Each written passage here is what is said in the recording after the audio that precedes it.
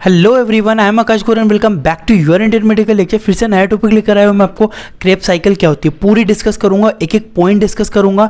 मेरी वीडियो को सब्सक्राइब करने से पहले आप मेरे चैनल को विजिट करो। पूरे बायोकेमिस्ट्री के लेक्चर डले हुए, पूरे एनआर फिजियो के। आप मेडिकल के किसी फील्ड से बिलोंग करते हो, चाहे आप नर्सिंग हो, पैरामेडिकल हो, फार्मेसी हो, बीपीटी हो, किसी भी मेडिकल, बीडीएस हो, बीएचएमएस हो, बीएमएस, आपको स्पेशल जो सब्जेक्ट होता है एनआर फिजियो, माइक्रो बायोकेमिस्ट्री, सारे chapter wise notes Hindi plus English language में वीडियोस मिलेगी, एक एक इजी लैंग्वेज में। मैं स्टार्ट करता हूँ। क्रेब साइकिल क्या होती है यार, चैनल को एक बार विजिट करके जरूर देखिएगा आप लोग सारे। देखो क्रेब साइकिल और टीसीए। देखो मैं क्रेब साइकिल को TCA cycle, try carboxylic acid cycle के नाम से भी, देखो बहुत बार टीसीए साइकिल के नाम से भी एग्जाम में पूछा जाता है, तो ये चीज़ आप ध्यान रखिएगा कि क्रेब साइकिल को टीसीए साइकिल या carboxylic try carboxylic acid cycle के नाम से भी जाना जाता है। ठीक है, टीसीए साइकिल और Krebs cycle process in which oxidation of acetyl coenzyme from carbon dioxide and H2O। देखो समझो, टीसीए साइकिल या क्रेब साइकिल ऐसी प्रक्रिया होती है जिसमें एसिटाइल कोएंजाइम होता है, उसका ऑक्सीकरण होता है और अंत में जाके कार्बन डाइऑक्साइड और H2O बनता है। एंड प्रोडक्ट क्या बनेगा? CO2 प्लस H2O लास्ट में जाके। देखो मैंने पायरुविक एसिड छोड़ी थी, अगर आपको याद हो तो ग्लाइकोलाइसिस मैंने इसके पहली वाली वीडियो में पढ़ाई है, आप जाके देखना। उसमें मैंने बताया था कि भैया जो आपकी प्रोसेस होती है, जो साइकिल चलती है आपकी, वहाँ पे लास्ट में जाके पायरुविक एसिड बनता है। पर अगर मैं पायरुविक एसिड के बाद में स्टार्ट करूं तो टीसीए साइकिल या ट्राई कार्बोक्सिलिक साइकिल या क्रेब साइकिल चालू होती है। पायरुविक एसिड से बना एसिटाइल कोएंजाइम जिसका ऑक्सीडेशन होकर CO2 और O2, CO2 बाहर निकल गई और H2O भी बाहर निकला। टीसीए साइकिल, नेक्स्ट पॉइंट देखो, TCA cycle is inside of mitochondria. यह प्रक्रिया कोशिका के माइटोकॉन्ड्रिया के अंदर चलती है। पहले बोला था ग्लाइकोलाइसिस कहाँ पे चली थी? ग्लाइकोलाइसिस साइटोप्लाज्म में चली थी सेल के, जबकि हमारी क्रेब साइकिल या टीसीए साइकिल कहाँ चलती है? माइटोकॉन्ड्रिया के अंदर, सेल्स के माइटोकॉन्ड्रिया के अंदर। इसमें एक्चुअल में क्या होता है जरा सा आप समझ लो। यहाँ पे इसको जूम करता हूँ थोड़ा सा मैं। अब इसको सबसे पहले देखो, जो आपका ऊपर सबसे पहले जो बना था पायरुविक एसिड, ये पायरुविक एसिड जो आपको यहाँ पे दिखाई दे रहा है एसिटाइल को एंजाइम में कन्वर्ट हो जाता है। ठीक है, थोड़ा और जूम करता हूँ इसको। देखो आपको यहाँ पे क्लियर दिख रहा होगा, एसिटाइल कोएंजाइम बना। ये एसिटाइल कोएंजाइम कन्वर्ट होता है ऑक्सिलो एसीटेट में, फिर सिट्रिक एसिड में। मींस प्रोसेस सेम है। ग्लाइकोलाइसिस हुई थी, वहाँ से आपकी क्रेब साइकिल चालू हुई है ग्लाइकोलाइसिस के बाद में। तो शुरू से बता देता हूँ, Krebs cycle TCA try carboxylic acid cycle भी कहते हैं। पूरा समझाऊंगा, हिंदी प्लस इंग्लिश में नोट्स दूंगा, स्क्रीनशॉट का भी टाइम दूंगा, टेंशन मत लेना। टीसीए साइकिल और क्रेब साइकिल इस process in which oxidation of acetyl coenzyme का ऑक्सीडेशन होता है, ये साइकिल है। टीसीए साइकिल माइटोकॉन्ड्रिया के अंदर होती है। जल्दी से एक स्क्रीनशॉट ले लो आप लोग। ठीक है, ये स्क्रीनशॉट लिया। अब नेक्स्ट पे बढ़ता हूं मैं। यहां से अब आपको नेक्स्ट चीज समझना है। देखो क्या होता है, firstly pyruvic acid convert into acetyl coenzyme A in presence of oxygen. सबसे पहले बोल रहा है कि सर्वप्रथम जो पायरुविक एसिड था, जो यहाँ पे आप, अगर मैं यहाँ पे बताना हो, जो यहाँ से आपका जो पायरुविक एसिड बना था, यहाँ पे आपका जो पायरुविक एसिड बना था, ये एसिड क्या हुआ, ये पायरुविक एसिड कन्वर्ट हो गया किसमें? आपका एसिटाइल कोएंजाइम में डायरेक्टली ये कन्वर्ट हो गया। ठीक है, तो ये एसिटाइल सबसे पहले कैसे कन्वर्ट हुआ ये समझो। यहाँ पे लिखा firstly pyruvic acid acetyl coenzyme में कन्वर्ट हो जाता है इन प्रेजेंस ऑफ ऑक्सीजन। जब मुझे ऑक्सीजन मिलेगी तो किस में कन्वर्ट हुआ? पायरुविक एसिड से एसिटाइल कोएंजाइम में, यहाँ पे ये कन्वर्ट हो गया सिंपली। ठीक है, आपको ये चीज़ क्लियर हुई? अब देखो यहाँ पे डायग्राम देख लो आप एक बार। ठीक है, अभी बताया था मैंने आपको कि इसको थोड़ा सा जूम करता हूँ मैं, 1 मिनट। ठीक है, ये हुआ। अब देखो यहाँ पे आपको दिख रहा होगा डायग्राम में इजीली, ये रहा आपका ग्लूकोज फैटी एसिड। ग्लूकोज और फैटी एसिड एसिटाइल कोएंजाइम में कन्वर्ट होते हैं। जो ग्लूकोज आपका जो पायरुविक एसिड बना था एसिटाइल कोएंजाइम में कन्वर्ट हो गया। अब ये एसिटाइल कोएंजाइम, ये फर्स्ट स्टेप होती है। ठीक है, फर्स्ट स्टेप में क्या हुआ मैंने यही बताया, सबसे पहले पायरुविक एसिड एसिटाइल कोएंजाइम में कन्वर्ट हो जाता है, किसके प्रेजेंस में? ऑक्सीजन के प्रेजेंस में। अब स्टेप 2 पे बढ़ूंगा, पहले इसका स्क्रीनशॉट लो, फिर स्टेप 2 पे बढ़ता हूं मैं। क्लियर। अब नेक्स्ट स्टेप पे बढ़ता हूं मैं। यहाँ पे समझना है, अब जो एसिटाइल को एंजाइम बना है ये कन्वर्ट होता है सिट्रेट में in presence of citrate synthase. देखो सिट्रेट जो होता है ना, सिट्रिक एसिड सिट्रेट जो आपने पढ़ा है, ये नींबू के अंदर होता है, ठीक है, खट्टा खट्टा होता है, ठीक है, वही बनता है। किसकी प्रेजेंस में यहाँ पे भी एंजाइम काम करेगा, इसका नाम है सिट्रेट सिंथेस। देखो acetyl co enzyme citrate synthase की उपस्थिति में सिट्रेस में बदल जाता है, सिट्रेट सिंथेस की में। देखो जरा डायग्राम आप एक बार यहाँ पे मैं जूम करता हूँ, 1 मिनट आपको यहाँ पे दिखाता हूँ मैं थोड़ा सा ऊपर जूम करके, ठीक है, ओके।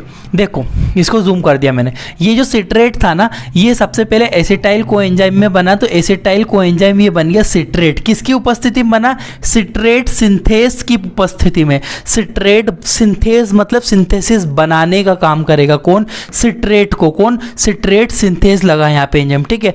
अब क्या हुआ? स्टेप 2 कंप्लीट हुई। सबसे पहले में क्या था? एसिटाइल कोएंजाइम बना था अपना सिट्रेट में, किसकी प्रेजेंस में? सिट्रेट सिंथेस की उपस्थिति में। थर्ड स्टेप पे बढ़ू, इसका स्क्रीनशॉट लो, फिर थर्ड स्टेप पे बढ़ता हूं।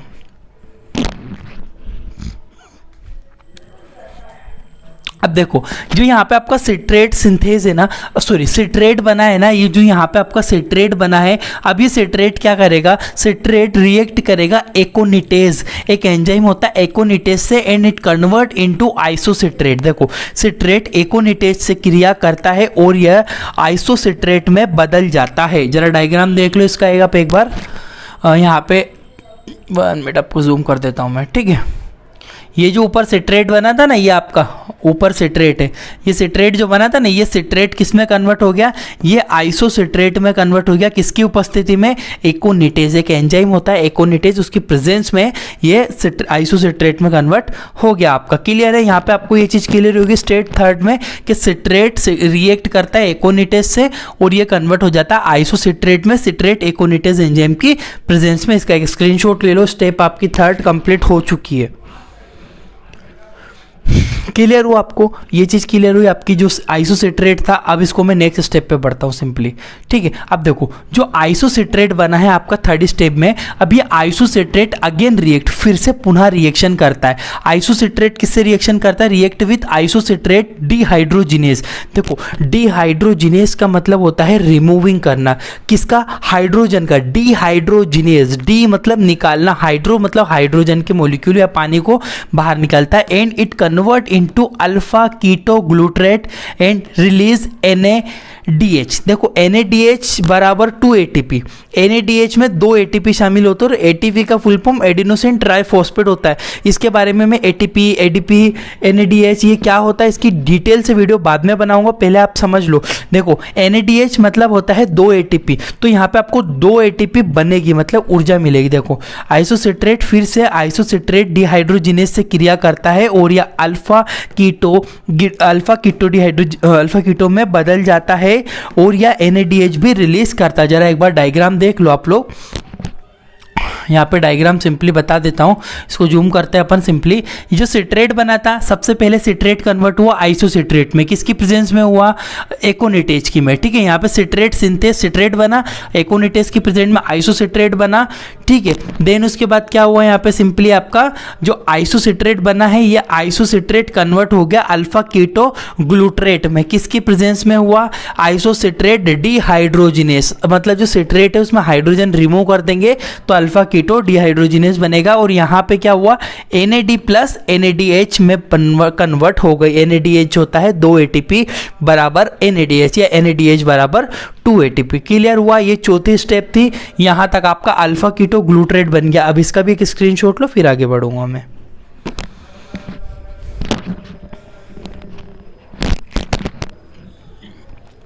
क्लियर हुआ? अब देखो स्टेप नंबर 5 स्टेप पे हम आ चुके हैं। Alpha ketoglutarate. अब जो आपका यहाँ पे ये अल्फा कीटो ग्लूट्रेट बना है ना, ये अल्फा कीटो ग्लूट्रेट अगेन रिएक्ट करता है alpha keto dehydrogenase.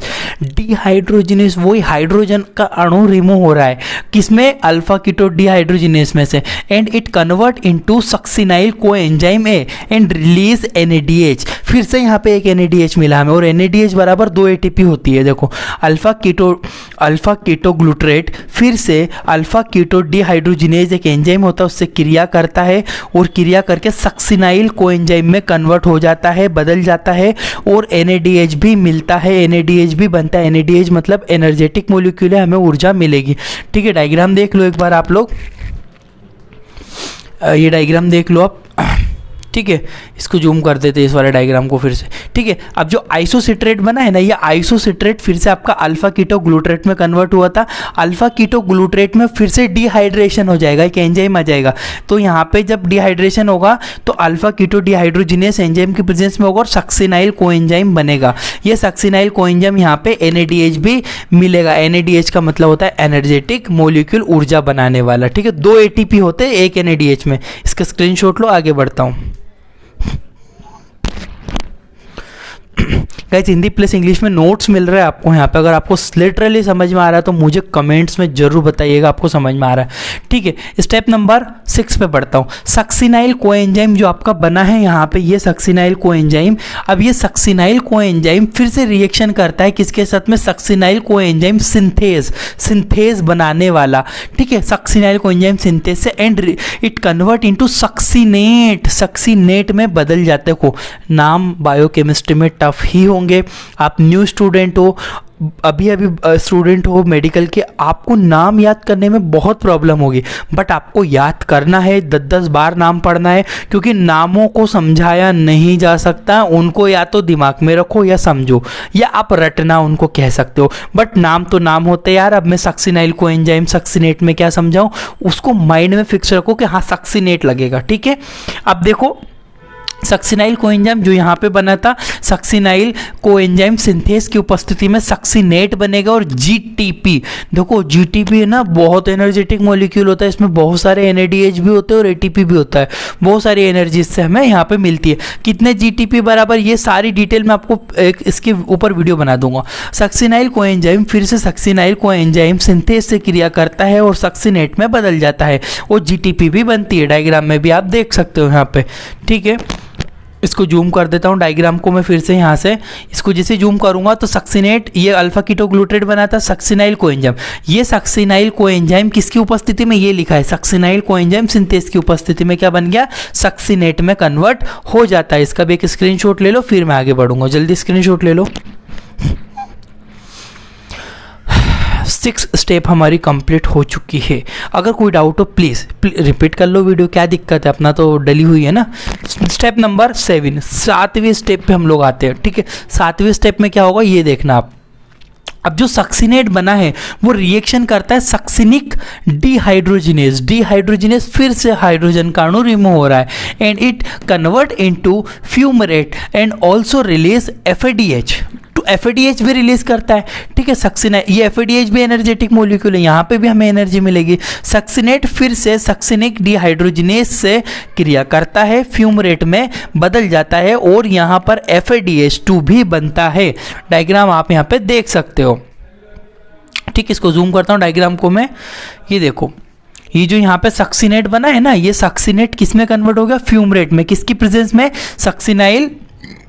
Succinic dehydrogenase में, और यहाँ पे FADH भी बना जो कि मैंने आपको अभी बताया। अब ये फ्यूमरेट है, इसका एक स्क्रीनशॉट लो, फिर आगे बताता हूँ फ्यूमरेट के बाद क्या बनेगा।